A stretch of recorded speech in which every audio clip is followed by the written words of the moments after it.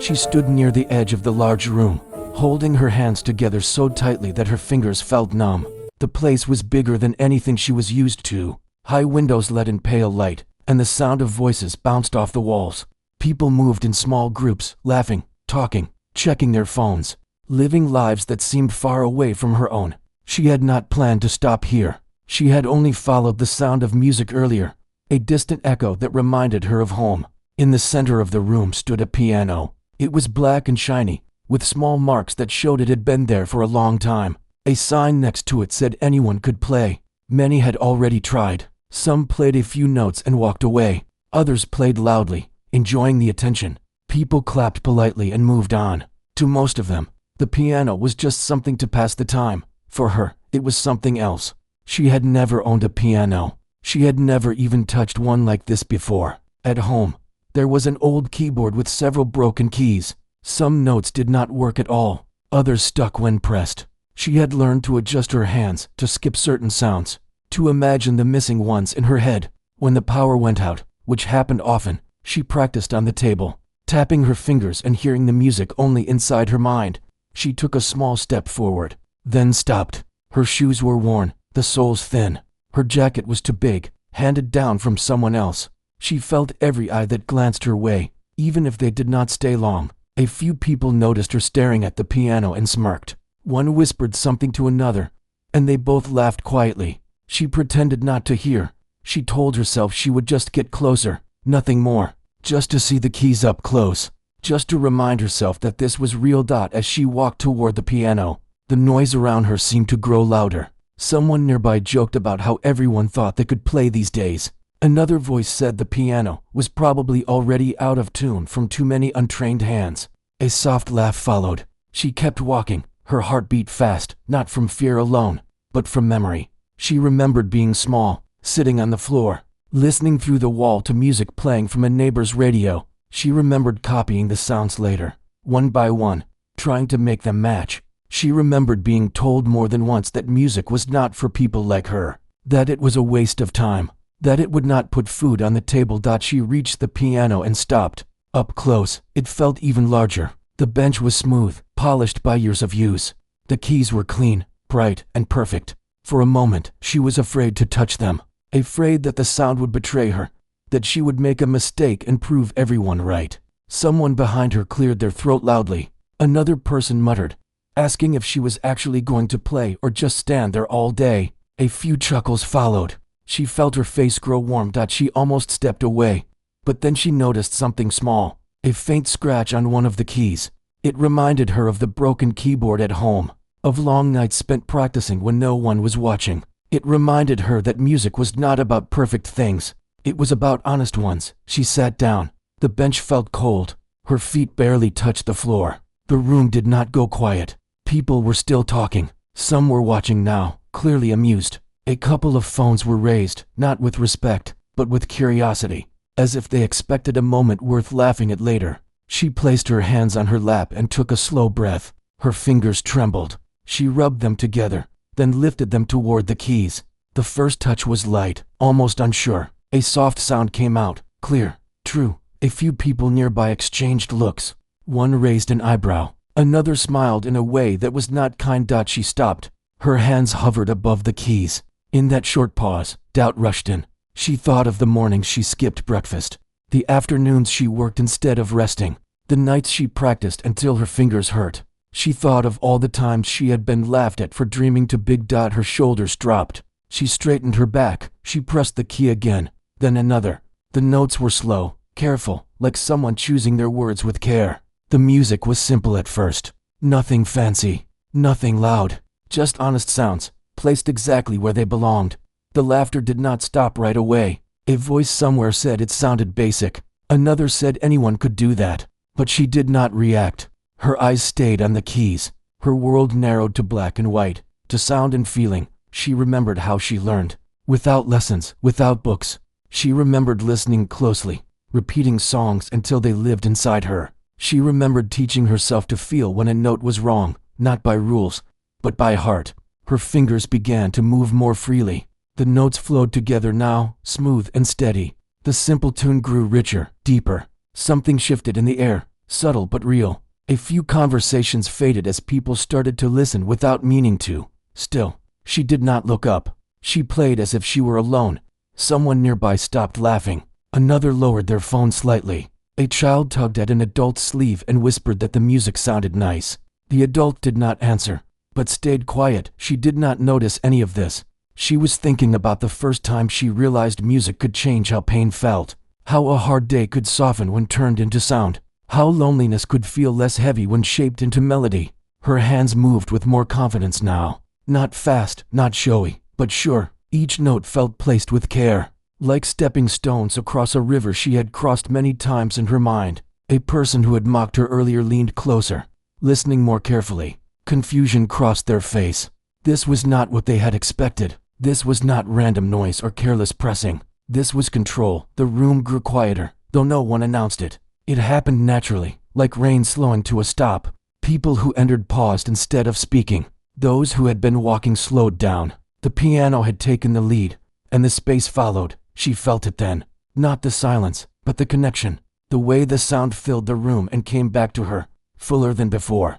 The way the piano responded to her touch, offering more than she asked for. A small smile touched her lips, just for a moment, but even then, part of her expected it to end badly. She expected someone to interrupt, to tell her she had played long enough. She expected the laughter to return. She prepared herself for that familiar sting. She kept playing anyway, because this moment, no matter how short, belonged to her. And as her fingers continued their quiet conversation with the keys, something became clear, even if no one said it out loud yet. The girl they had mocked for touching the piano was not guessing. She was remembering. She was speaking a language she had known for a long time. The room was not fully silent yet, but it was getting close. The sound of the piano kept moving through the room, gentle but steady. It was no longer just background noise. It had become something people noticed, even if they did not want to admit it yet. A few heads turned fully toward the piano now. Some people shifted their weight, unsure whether to stay or leave. No one spoke. She remained focused, her eyes fixed on the keys. She did not rush. She let each note breathe before moving to the next. It was how she had always played, even when no one was listening, especially when no one was listening. Music, to her, was not about proving anything. It was about telling the truth in a way words could not. Her fingers remembered paths her mind no longer needed to guide. The piano felt different from the broken keyboard at home. The keys responded smoothly. There were no missing sounds, no stuck notes. For a moment, she felt almost overwhelmed by how much the instrument gave back to her. She adjusted, slowly, carefully, as if learning to trust it. The people closest to the piano noticed the change first. This was no longer a beginner pressing keys at random. There was intention here, control. The tune began to stretch, adding layers, moving into spaces that felt deeper and more emotional. The music was still simple, but it carried weight. Someone who had laughed earlier crossed their arms and frowned, trying to understand what they were hearing. Another person leaned closer, curiosity replacing judgment. A few steps back, someone quietly said they did not expect this. The words were not meant to be loud, but they carried. She heard none of it. Inside her mind, she was somewhere else. She was back in the small room she shared with others, where space was tight and privacy rare. She remembered waiting until late at night to practice, when everyone else slept. She remembered keeping the volume low, afraid of complaints.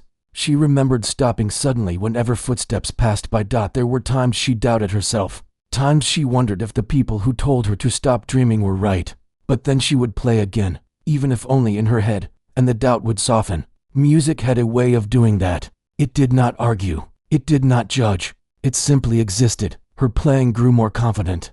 The melody rose and fell like a quiet conversation. It carried hints of sadness, but also warmth. It sounded lived in, like a story shaped by experience rather than training. The room was almost completely silent now. Even the people farthest away seemed aware that something meaningful was happening. Footsteps slowed. Bags were set down. A person who had been scrolling on their phone stopped and looked up. Surprised by the sudden stillness, a child sat down on the floor without being told, eyes wide, listening closely. An older person nearby wiped their glasses, pretending something was in their eye. No one clapped. No one spoke. The music asked for nothing but attention, and it was being given. She felt her breathing change, becoming calmer, deeper. Her shoulders relaxed. The fear that had once tightened her chest had loosened its grip. For the first time since sitting down, she felt like she truly belonged there. But with that feeling came another one: vulnerability. She knew moments like this did not last. She knew how quickly people could turn, how admiration could become questions, and questions could become pressure. She reminded herself not to get carried away, to stay grounded, to finish what she had started. The tune shifted slightly, moving into a section she loved but rarely played in front of others. It required trust. One wrong note could break the flow. At home, she practiced it slowly, again and again, until it felt like walking a familiar road. Her fingers hesitated for just a second. Someone near the back cleared their throat. The sound felt loud in the silence. Her heart skipped. Doubt flickered again, quick and sharp. Then she continued. The notes landed cleanly, one after another. They found their place. The music grew fuller, richer. It wrapped around the room, filling corners that had felt empty before. A quiet awe settled over the listeners. A few people exchanged looks, this time not amused, but moved. One person shook their head slowly, as if realizing they had been wrong about something important. Another lowered their phone completely and slipped it into their pocket. She could feel the piano responding to her confidence. The keys felt lighter now, almost alive. She leaned into the sound, letting it guide her instead of holding back. This was the part where she usually stopped at home, afraid someone would wake up or complain. This was the part she had only ever played for herself. She played it anyway. The emotion in the room shifted again. What had started as curiosity turned into respect. What had been silence out of surprise became silence out of care. People did not want to break the moment. Someone near the front sat down slowly, as if standing felt wrong now. A soft sigh moved through the crowd, not of boredom, but of release. Her hands moved with purpose. Not fast, not slow, exactly as they needed to. Each note felt honest. There was no showing off, no need to impress. Just a quiet sharing of something deeply personal. She felt a sting behind her eyes but blinked it away. She had learned long ago not to cry in front of others. Tears were private things. Music was how she let feelings out safely. The piano sang under her touch. Not loudly, not gently, but truthfully. A person who had earlier muttered a joke now stood completely still, eyes fixed on her hands. Their expression had changed, softened. They looked almost ashamed. Time seemed to stretch. No one checked the clock. No one whispered. The outside world felt far away. She reached the final section of the piece, the part that always made her chest feel tight. It reminded her why she kept playing, even when life felt heavy. It reminded her that beauty could exist alongside struggle. Her fingers slowed slightly, letting the notes linger. The sound faded just enough to make people lean in, afraid to miss anything. As the last few notes approached, her heart beat harder. Not from fear now, but from release. From the feeling of being seen without asking for it. She played the final note and let it ring. The sound hung in the air, clear and fragile. No one moved. For a brief moment, the room held its breath. The silence that followed was not empty. It was full of understanding, of shared feeling, of something unspoken but deeply felt. She kept her hands on the keys, not yet ready to lift them. She stared at the piano, unsure of what came next. She had done what she came to do, even if she had not known it when she sat down. The girl who had been mocked for touching the piano was no longer invisible. But she did not know that yet. She was still listening to the echo of the last note, still feeling the vibration beneath her fingertips, still reminding herself that no matter what happened next, this moment had been real. And for the first time in a long while, that felt like enough. The silence did not break right away. It stretched, gentle and careful, as if everyone in the room understood that speaking too soon would ruin something fragile. She slowly lifted her hands from the keys and rested them in her lap. The piano stopped vibrating, but the feeling it left behind stayed. She sat very still. Her back was straight, her eyes lowered. She did not turn around. She did not look at the crowd. She had learned from life that attention could be sharp, even when it came wrapped in praise. She waited, unsure of what kind of sound would come next. A single clap echoed through the room. It came from somewhere behind her, loud, clear, honest. Then another, then many more. The applause grew, filling the space where silence had been. It was not wild or loud at first. It was steady, rising slowly, like people were clapping not just with their hands, but with their thoughts. Some stood up without realizing they were doing it. Others stayed seated but clapped harder, their faces open with emotion. She flinched at the sudden noise. Her shoulders tensed. Applause was not something she was used to. Not like this. Not from strangers. She turned her head slightly, just enough to see the edge of the crowd. What she saw confused her. There were no mocking smiles now. No raised eyebrows. No quiet jokes. Faces that had once looked bored or amused now looked thoughtful, even gentle. A few people nodded to themselves, as if agreeing with something they had just learned. Someone near the front wiped their eyes and laughed softly, embarrassed to be seen. She stood up slowly. The bench scraped lightly against the floor, a small sound that cut through the clapping. Instantly, the applause softened, then stopped, as if people did not want to overwhelm her. She did not bow. She did not smile widely. She simply stood there, hands at her sides, unsure of what to do with herself. Her heart beat fast, not with fear, but with a strange mix of relief and disbelief. She took one step back from the piano. A voice spoke up from the crowd. It was gentle, not demanding. Someone said she played beautifully. Another voice agreed. Then another. The words came quietly at first, like people testing whether it was safe to speak again. She nodded once, barely noticeable. She was afraid if she spoke, her voice would shake. She had spent so long being quiet that words felt heavy now. Someone asked where she learned to play. The question landed softly, but it carried weight. It reminded her of how often she had been asked similar questions before, usually with doubt hidden behind them. She hesitated. She answered simply. She said she learned on her own. There was a murmur in the room. Surprise moved through the crowd like a ripple. A few people exchanged looks again, this time with respect rather than disbelief. Another person asked if she had studied music somewhere, a school, a teacher. She shook her head. The truth was not something she felt the need to explain fully. It was made of long nights, borrowed time, and quiet persistence. It was not something that fit neatly into a short answer. Someone near the piano gestured toward the bench and asked if she would play something else. Her first instinct was to refuse.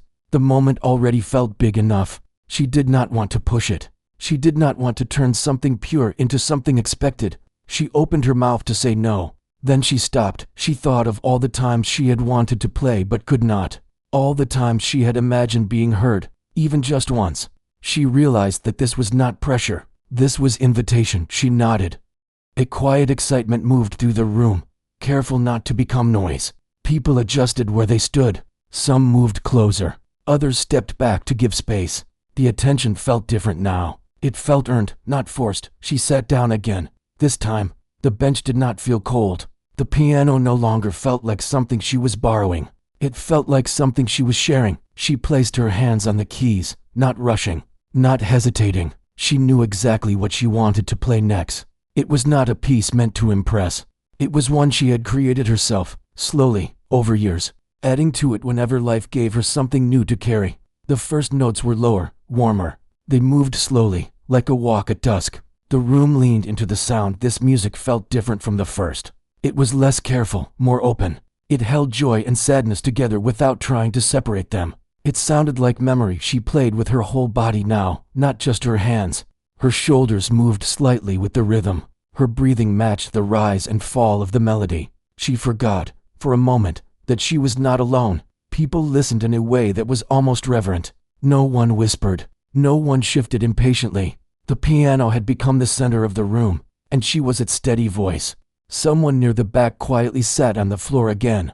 Another person leaned against the wall, arms crossed loosely, eyes closed. As the music unfolded, small emotions appeared on faces across the room. A smile here, a deep breath there, a look of recognition, as if the music had touched something personal. She felt it too. The way the sound seemed to wrap around her and lift something she had been carrying for a long time. She did not know what tomorrow would bring. She did not know if this moment would change anything. But right now, it felt like enough. The piece grew slightly stronger, then softened again. She let it fade naturally, without forcing an ending. When the last note disappeared, the response came faster this time. Applause filled the room again, warmer, fuller. A few people cheered softly, then caught themselves and laughed. She stood once more, feeling less unsure now. She met a few eyes this time, just briefly. What she saw there made her chest tighten in a good way. Someone close to the piano spoke again. They said her music made them feel calm.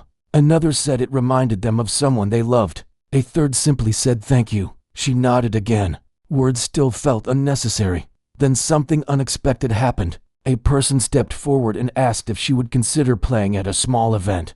They were organizing. Nothing big, just a gathering. They spoke carefully, not wanting to overwhelm her. She was surprised, but not tempted by the idea itself. What surprised her was the respect and the way the question was asked. There was no assumption, no pressure. She said she would think about it. That answer seemed to satisfy them. Another person asked if she had ever recorded her music. She shook her head again. That world felt far away. The crowd slowly began to thin, but not abruptly. People left in small groups, glancing back at the piano as if to make sure the moment stayed behind them. She remained near the bench, unsure whether to leave or stay. The piano felt quiet now, resting.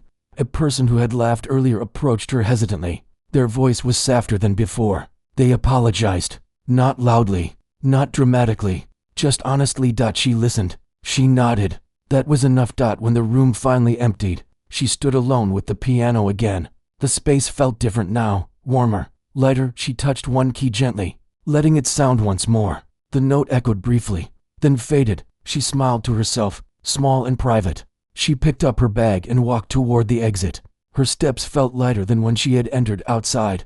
The world moved as it always did. Cars passed. People talked. Life continued. But something inside her had shifted. The girl who had once been mocked for touching the piano had shared her truth, and the world, for a moment, had listened. She walked for a long time after leaving the building. She did not rush. She let her steps match the slow rhythm still echoing inside her chest.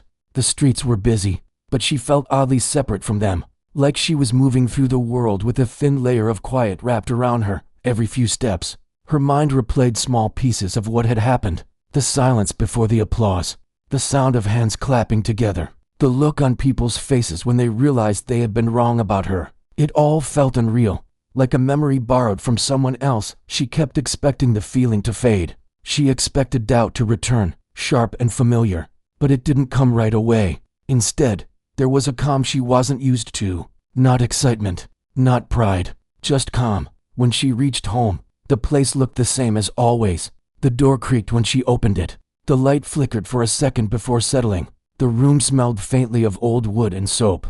Nothing had changed here, and somehow that helped. She set her bag down and sat on the edge of her bed. For a moment, she just stared at the wall. Then she let out a long breath she hadn't realized she was holding. Later that night, when the house grew quiet, she reached for the old keyboard. It was pushed against the wall, its surface scratched and dull. A few keys were still broken. She pressed one anyway. The sound came out thin and uneven. She smiled. For the first time, the broken sound did not feel like a limit. It felt like a reminder of where she started. She played softly, careful not to wake anyone. Her fingers moved through familiar shapes, but something was different now. She played with less tension, less fear of doing it wrong. The memory of the piano earlier that day stayed with her, guiding her hands. As she played, questions began to surface, quiet ones at first. What if this moment mattered? What if it didn't fade? What if music could be more than something she kept hidden? She stopped playing and rested her hands in her lap. She had learned to be careful with hope. Hope could be heavy if carried too far. The next morning came quickly. She woke before the alarm, her mind already busy. The day waited for her like it always did, full of responsibilities that did not pause for dreams. She moved through her routine, doing what needed to be done, speaking little, listening more. But something followed her through the day. People's voices from the day before, their questions, their attention.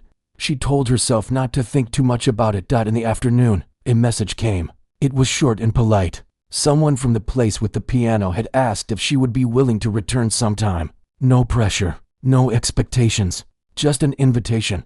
She read the message more than once. Her first reaction was to feel small again, to wonder if they would be disappointed the second time, to worry that the magic had been tied to that one moment and could not be repeated.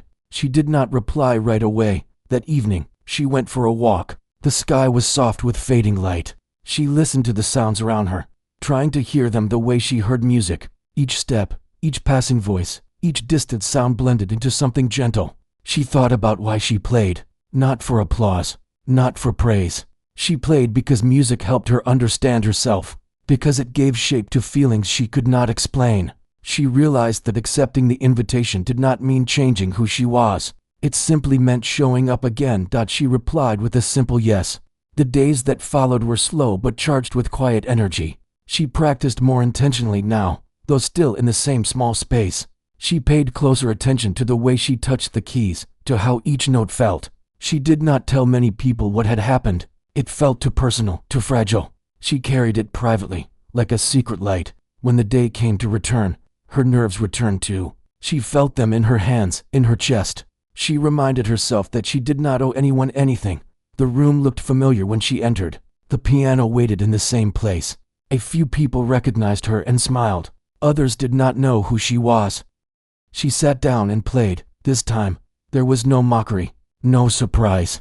Just listening.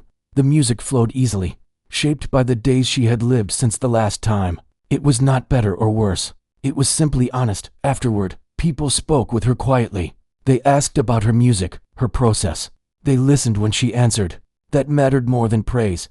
One person suggested she consider sharing her music more often. Another mentioned a small space where people gathered to listen to live sound. Nothing grand, nothing overwhelming. She thanked them and said she would think about it.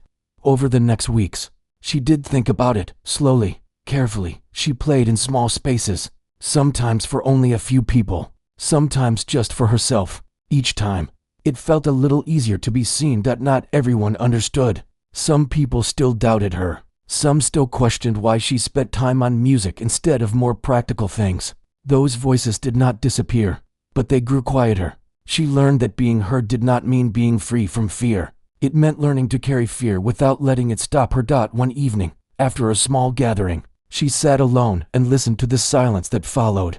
It felt familiar, but different now. It no longer felt empty. She thought about the girl who had once been mocked for touching a piano. She realized that girl was still part of her, but she was no longer alone. The world had not changed overnight. Her life was still simple, still demanding, still uncertain.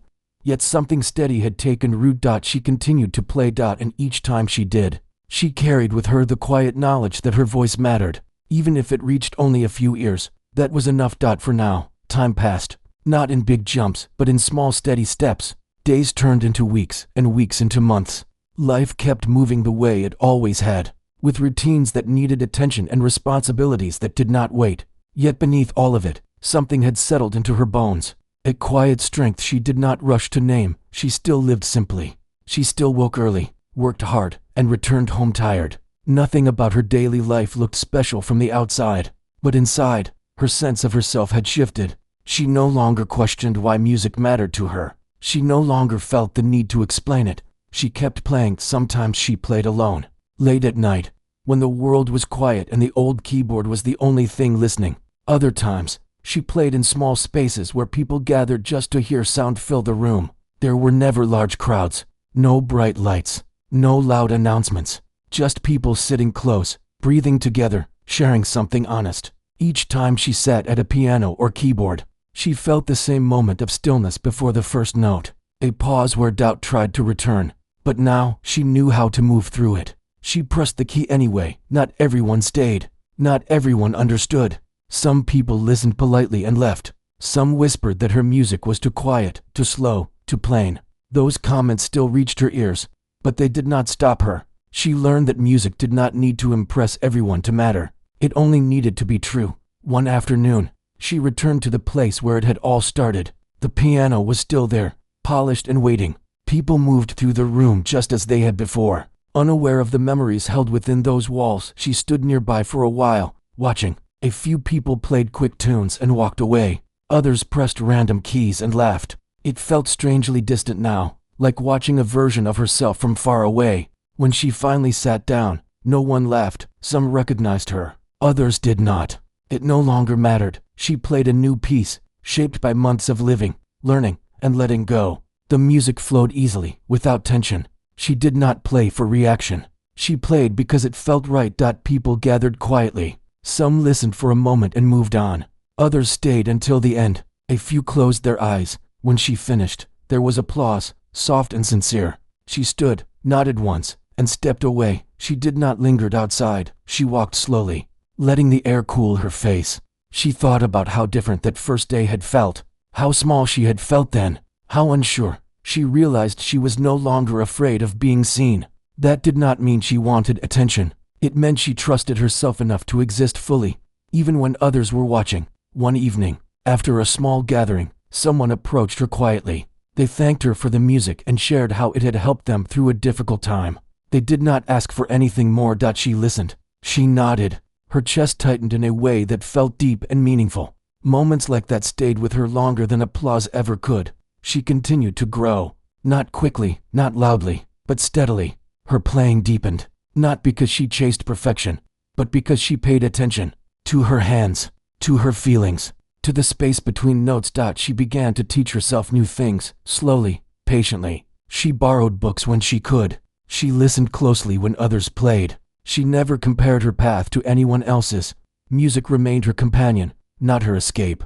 There were still hard days. Days when money was tight. Days when exhaustion made everything feel heavy. On those days, she played quietly, not to fix anything, but to remind herself she was still there. She learned that confidence did not arrive all at once. It showed up in small choices, in showing up again, in pressing a key even when her hands felt tired. Years later, someone would ask her when she knew music was meant to be part of her life. She would think for a moment. She would not talk about the applause, or the silence, or the moment people stopped laughing. She would talk about the first time she chose to sit down anyway, the first time she touched the keys despite fear, the first time she trusted herself. That was the moment everything began. The girl who had once been mocked for touching the piano did not become famous. She did not seek to be. She became something quieter and stronger. She became someone who listened to her own voice, and that made all the difference.